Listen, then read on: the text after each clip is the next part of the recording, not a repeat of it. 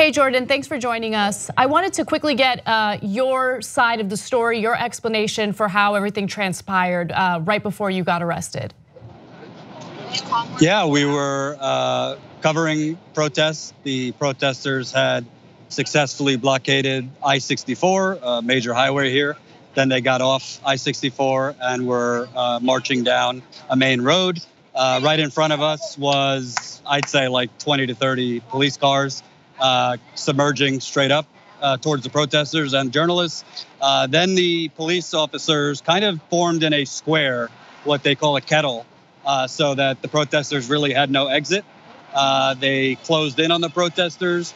From what I could see, there was no like disperse order, like leave now or you're going to get arrested, which I've heard in other protests. They pretty much cornered them in kind of in a perfect square.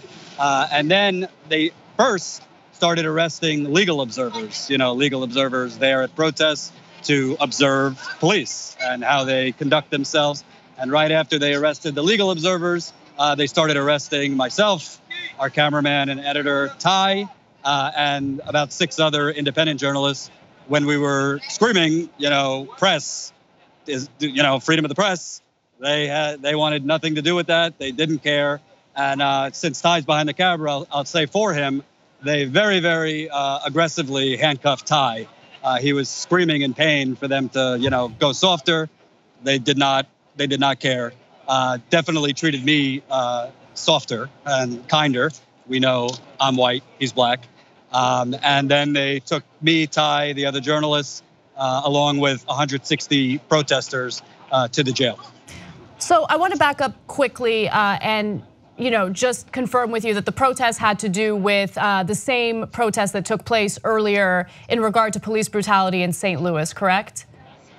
Yeah, so for 2 weeks, right after the acquittal of former police officer Jason Stockley. In 2011, Officer Stockley and his partner engaged in a car chase of 24-year-old African-American Anthony Lamar Smith. It started at a church's chicken, and then they chased for 3 miles. Upon hitting Anthony Lamar Smith's vehicle, not Stockley, but his partner got out of the car, went up to Anthony Lamar Smith's car, presumably felt not in danger. He visibly on camera put his gun away. And then you see on the other side of the camera, Stockley come out and shoot Anthony Lamar Smith 6 times, killing him on the 5th shot, I believe. So the protests continue for the very justified reasons that these activists have. And the question I have for you is, in your original video where you're reporting on these protests and you're about to get arrested, you repeatedly asked the police officials why they were arresting the protesters, and you also asked why they were arresting your cameraman Ty and why they were arresting you. Was there ever any official explanation for why they arrested you and other independent journalists? All I heard was you're all going to jail. I haven't heard anything about why we were arrested. In paperwork in the jail, I did see trespassing. I'm assuming they're saying trespassing on the highway. I don't really get that since it's a public highway, but I guess the lawyers will figure that out. But we got no paperwork, no formal charges, and again, they did not tell the protesters at the protest, to disperse. They didn't tell them you're being arrested for. At Standing Rock, not always, but in many cases, they would tell you this is what you're being arrested for. That didn't happen in this case. And as far as a journalist, when Ty and myself were saying, no, kind of dumbfounded actually, like we're the press. Mm-hmm. They did not care. They just arrested us, and this is not a first. They arrested a reporter from the St. Louis Dispatch about a week ago, one of the local papers here, and they've arrested other journalists here covering the protests over the 2 weeks. So either the St. Louis Police Department doesn't have a copy of the Constitution, or they do and they don't care. But no, we were never told why we were being arrested. And you have not been formally charged, which is fascinating. I have another question for you in regard to the press.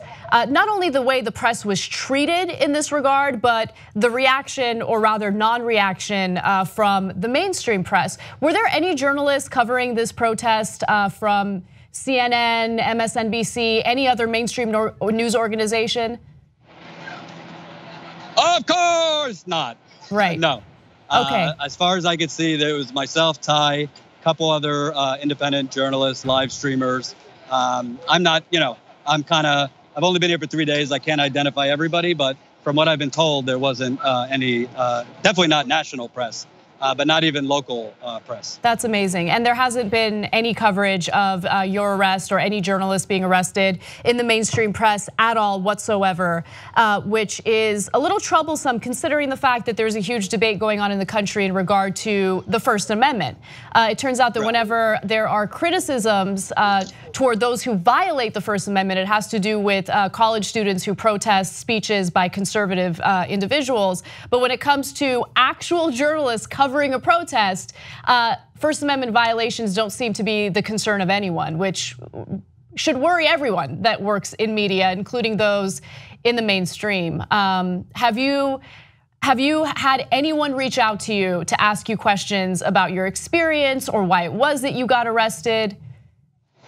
Literally, I'm like 45 minutes since being released. So between my overbearing Jewish mother calling me and yelling at me, and 16,000 texts. No, but I have been told that there hasn't been any of the corporate media journalists like you would think, CNN's Brian Stelter or some of these people that cover media.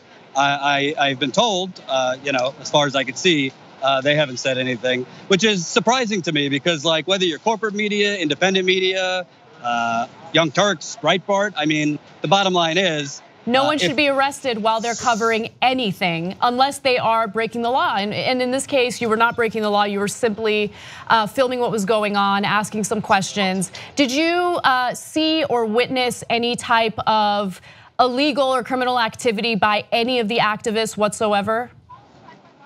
No, I didn't. I saw one activist was, this is an open carry state.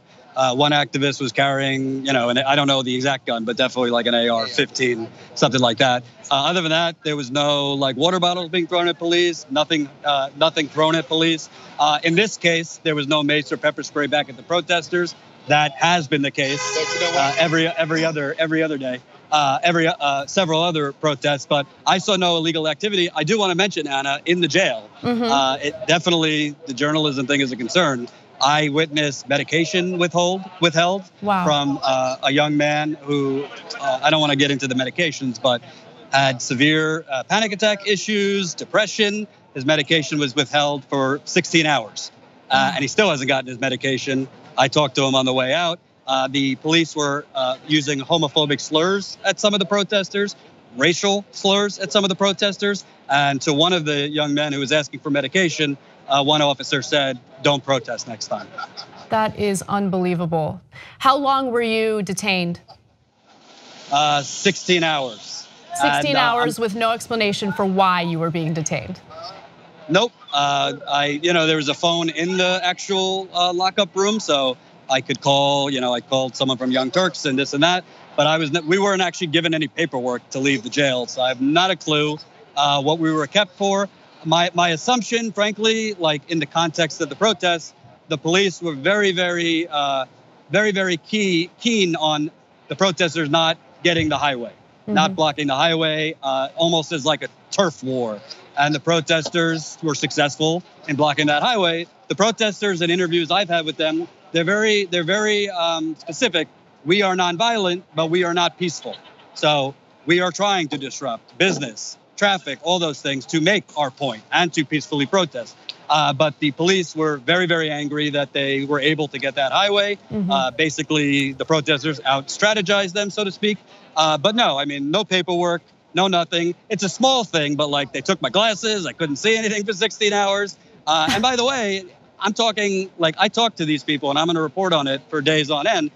This is just a drop in the bucket. I mean, I have heard horror stories talking to dozens and dozens of people in this jail cell about the treatment, St. Louis police, whether it be racial treatment, basically threatening them, harassing them, and literally to a man, every single person I talked to, I mean, 6 out of 10 were like, oh yeah, my cousin they shot and killed, my brother they shot and killed. So that is Ferguson was in the national spotlight. St. Louis has to be in the national spotlight as well. Well, this is an issue that impacts anyone who wants to do any form of journalism, anyone who wants to cover any type of movement or current event in the United States. And so it would be helpful if someone like Brian Stelter, refrained from the typical Trump surrogate circle jerk and focused on something that really does violate our First Amendment rights. Jordan, thank you so much for joining us. I really appreciate it. Keep doing what you're doing and keep us updated. And thank you to all the powers that be at TYT for trying to get us out. No problem. Help us build independent media together. TYTnetwork.com/join.